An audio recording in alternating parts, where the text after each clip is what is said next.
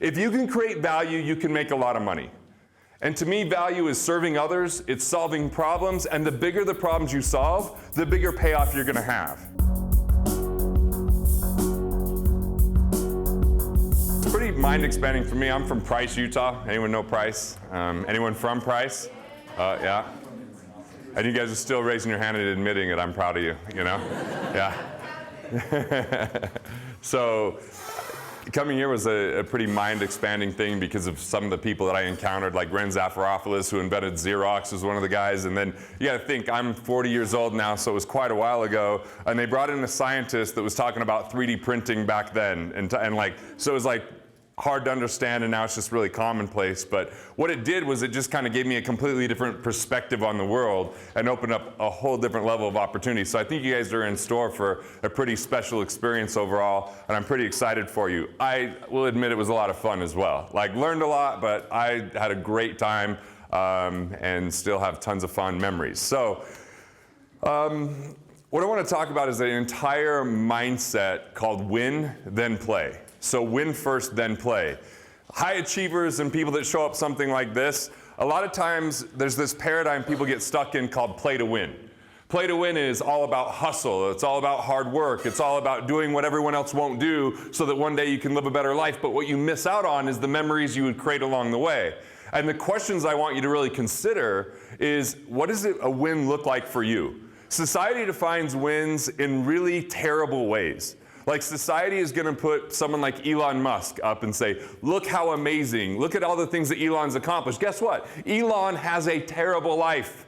He doesn't sleep but maybe 2 or 3 hours, usually on the floor of Tesla. He's divorced because he was so erratic about how he built his business. I mean, he's got all these things that don't really constitute true wealth, but he has a boatload of money. And if we make money our only objective or the only goal, what you're going to find is you can make a lot of money and still end up miserable. But I will tell you this, not having money is pretty miserable too. So I'm not telling you not to focus on it. I'm just saying that if it's your only consideration for what is an amazing life, that a lot of times it's an enhancer, but alone it becomes a very distracting thing because it can really shield us from living our purpose or having quality of life or doing the things that we love along the way. And really what I'm an advocate for is for people to build a life that they love. Like, I want you to truly understand, like, what is a win for you? Is the juice worth the squeeze in what you're doing in this world? And at what cost is it going to take to have this life that you love? And are you willing to sacrifice that? Because look, there's a lot of people that think sacrifice is a really great, noble thing. In a religious context, sacrifice means to make sacred.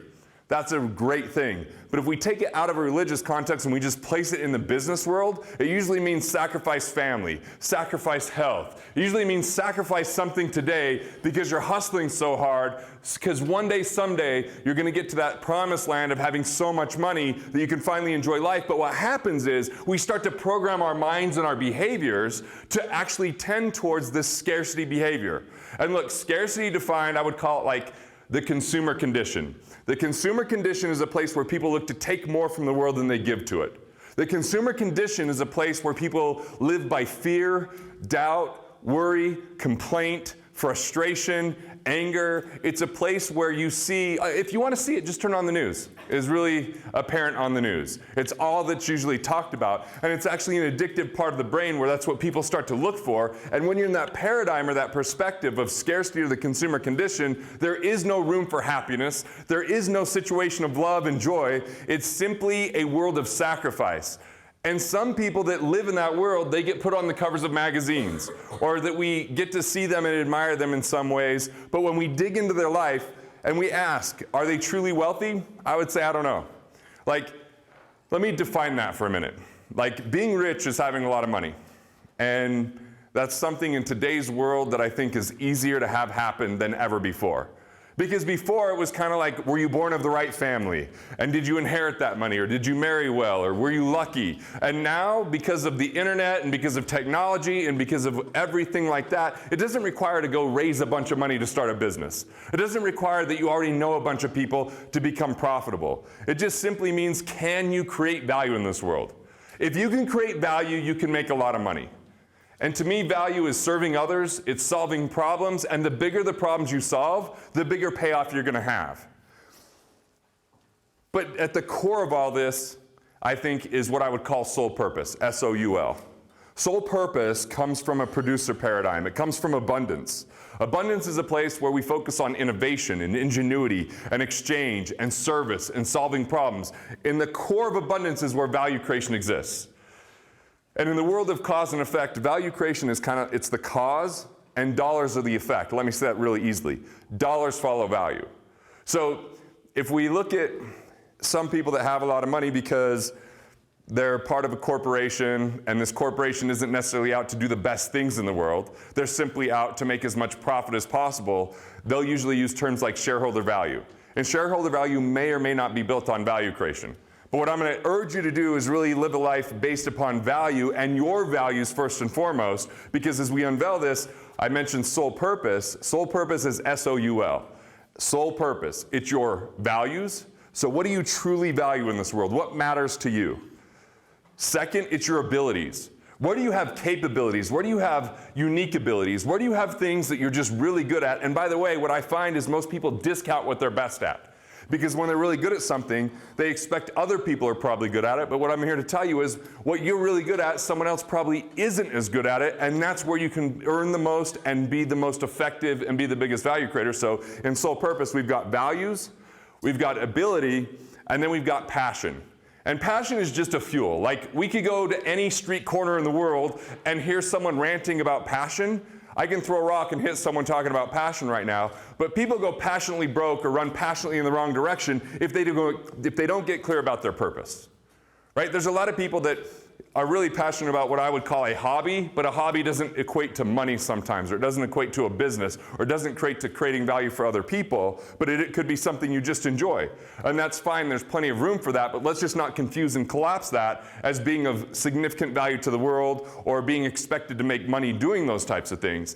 Like, I do stand-up comedy. Nobody's paying me to do stand-up comedy, right? Like, it's funny because I once told my wife that I want to do stand-up comedy, and her response was, "But you're not really that funny." And I was like, "I speak all the time when people laugh." She's like, "You're really good at making them money, so they're going to be really nice to you," right? So it's a fun hobby, and I've opened for Jamie Kennedy and the guy that was runner-up on Last Comic Standing. His name's Marcus. So I've done that, but it's a hobby. I'm not trying to make that my profession. I just do that as a way to relax and rejuvenate and to increase quality of life. And then I bring a little bit of that into my talks every now and again, right? But that's a hobby. It's not a business. There's a distinction between the two. And so in soul purpose, we begin with your values. We then look at your abilities. Then we focus on your passions to fuel those. But the most important part of soul purpose is vision. And vision is the rarest commodity in the world. Vision is the rarest commodity in the world. What I mean by that is there's so many people in the world that are busy. They're just doing. And they're trading their time and their energy for money, just hustling. But ultimately, it's those people like, the first time I recognized this had to be like 20 years ago. I was at a speech in Vegas, and you might know who this person is that was giving the speech, and he's got a lot of opinion around him, but it was Trump. So Trump's giving a speech, and he's talking about how he's going to build this building in Las Vegas, right? It was going to be the most magnificent, huge building ever built in the city of Las Vegas. And what I realized as he was saying these things is that he was never going to lift a hammer. He was never going to design anything on a piece of paper as far as architecture. But his name was going to go up on the building. He was going to be the most recognizable person with that, and probably the most profitable person without doing any of the physical labor, but he did the work of selling a vision. And this is what the world is missing. The world is missing vision. It's missing, like, what is it that you're up to? Why are you up to it? And is it worthy of your life? Is it enough of a challenge that it inspires you? Like, vision is very different than goals. See, like, goals are just, you write down a goal that you pretty much know you can achieve. That's a goal, or an objective. You have the existing resources, whether it's the relationships or whether it's the money. Like, those are goals. I write down goals, and I want to accomplish, 5 personal goals a quarter and maybe 5 professional goals a quarter, and I feel pretty comfortable that writing those down, I have a high likelihood of hitting them. A vision is different than that, because a vision is beyond my reach. A vision is something I don't personally know how to achieve when I articulate it. And it's maybe even something that I don't know how to achieve in this lifetime, but let me talk about the power of a vision. In 1961, Back in the day where there was these things like, they were Zenith TVs. Zenith were like a piece of furniture, and you had to click them to change the channel. And back in 1961, there were 3 channels. And on this day in 1961, all 3 channels had JFK on it. And JFK said to the nation, we're going to land a man on the moon and return them safely home within this decade. We're going to land a man on the moon and return them safely home within this decade. By the way, NASA didn't know how to do that when he spoke it. So I think that it probably changed that Monday morning when they showed up to work. Nobody's like having coffee around the cooler. They're all like crapping themselves, wondering how they're going to accomplish this, right? That's a vision. Vision should be almost equal parts inspiration and elicit some degree of fear.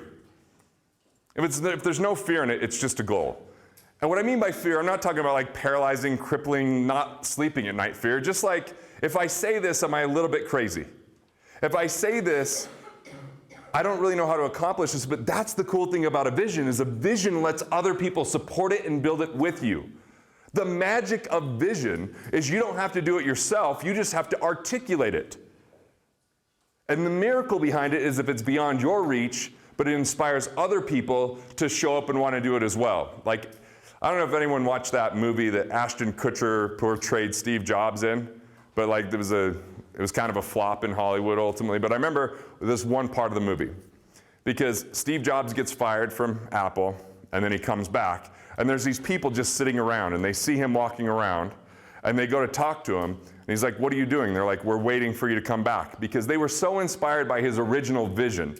Like, Steve Jobs cannot program anything when he was alive, right? He didn't build anything. He just spoke it. And it was things that no one knew how to do.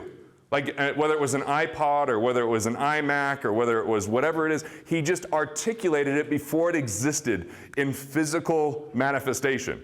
That's vision. But then it encouraged other people to show up that had those skill sets or that could establish those skill sets to build it. And so you're at GHA, so I just want to talk about vision from a standpoint of this is what makes soul purpose compelling. Soul purpose is the best of who you are. It's you at your very best. It's not necessarily what you choose to do in a profession.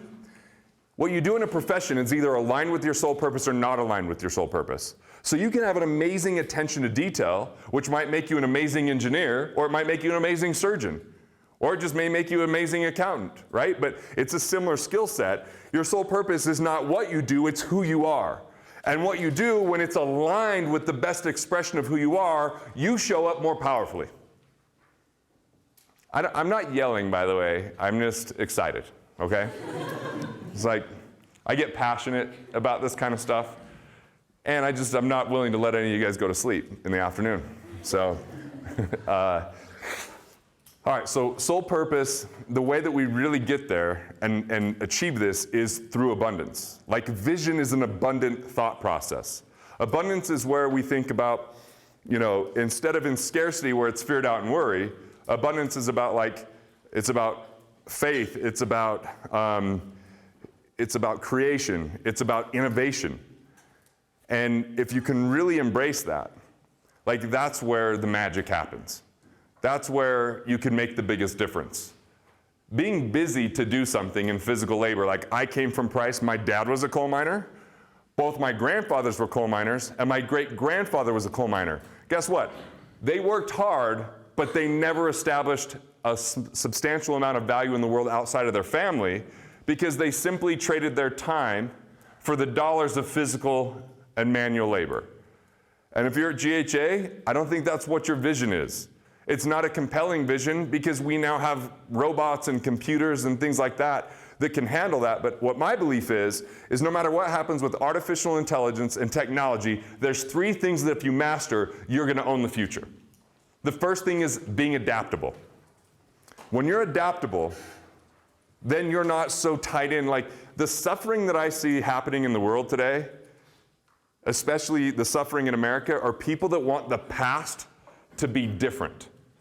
So think about it, coming from Carbon County, Utah, people that are coal miners want coal to still be the way of energy when it's not, and they want the past to be different, which is never going to be the way that it happens. And because they're not adaptable, they're stuck in a probable, certain, miserable, scarcity-ridden future because they're looking back. The people that are going to own the future are the ones that create it.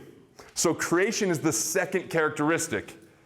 And creation is the ultimate form of truth. It's the ultimate form of opportunity and reality. Like, I went 2 years ago and filmed a little origin story. And I brought my kids with me. I have an 11-year-old and a 14-year-old. So at the time, the 9-year-old is listening to my wife be interviewed for this story. And she goes, when Garrett graduated, there wasn't a job that he wanted to do, so he just invented what he wanted to do. And my son goes, what do you mean invented what he wanted to do? She goes, he just created it. That's what entrepreneurs do. And then my 9-year-old son at the time was like, that sounds amazing. That's what I want to do, right? Like, I didn't go, what industry can I go into? Because look, when I graduated from SUU, it was 1999, and the economy was phenomenal. And everything that my family wanted me to do would have absolutely been a terrible choice. So if you're familiar with these companies, the first company that offered me a job was Anderson. Anyone remember Anderson? Yeah, they went down with Enron in 2005 because of faulty, lying-based accounting. And so that was a job I got offered. It was the highest salary that anyone had been offered in accounting from SUU at that time, but I had to live in LA and I would have had to work 18 hours a day, and it didn't sound really exciting to me. Plus, I didn't even know half the acronyms that they were bringing up in the interview. I just was good at interviewing. I wasn't going to be good at the job. Then there was another firm, an American investment bank out of Denver. They got decimated in the year 2000 to 2002, and they're out of business. Merrill Lynch, we've heard tons of bad news about Merrill Lynch over the years. Like, every road that they thought was safe and secure was me doing something for someone else, living into their vision, trading my time for that money. And fortunately, there was a dean here at Southern Utah that said, why are you taking advice from people who are already making more money than? He's like, I was already in financial services at the time, making more than any of my professors, and I still had a lot to learn from them, but career advice wasn't one of those things. So there's always things that we can learn from people, but not everything is the right thing to learn from them. Sometimes the best thing we learn from people is an example of what not to do. Some it's an example of what to do, but we have to really understand, don't rely on other people for your sole purpose. Your sole purpose, no one else is going to be able to create what you create within your sole purpose. And so when you say what you want to accomplish, a lot of well-intentioned family, friends, preachers, teachers are going to tell you how risky that is, because it would be risky for them because that's not who they are, but it's who you are. And you're inevitably going to make it work, not without mistakes, not without failure, but if you're committed to that vision. See, as long as your vision is bigger than your problems, you'll make it through. Those people that don't make it is when their vision was lower than their problem, and it gobbles them up. Because in that case, you don't have the passion. You're not inspired. You're exhausted. And look, one of the worst books I ever read in college was this business book that it opened up, and the first thing it said in the book was that business, the purpose of business is profit. That was the opening line of the textbook. That is a terrible lie. The responsibility of a business is to be profitable. It's a responsibility. But if your purpose is profit and profit alone, you will get worn down, you'll get wore out, and you might as well go work for Wall Street and be one of these wolves that just steal money from people. Because if that's the purpose, then it's devoid of value creation, it doesn't recognize your sole purpose, and it won't be about vision, it will be about trading your life for money.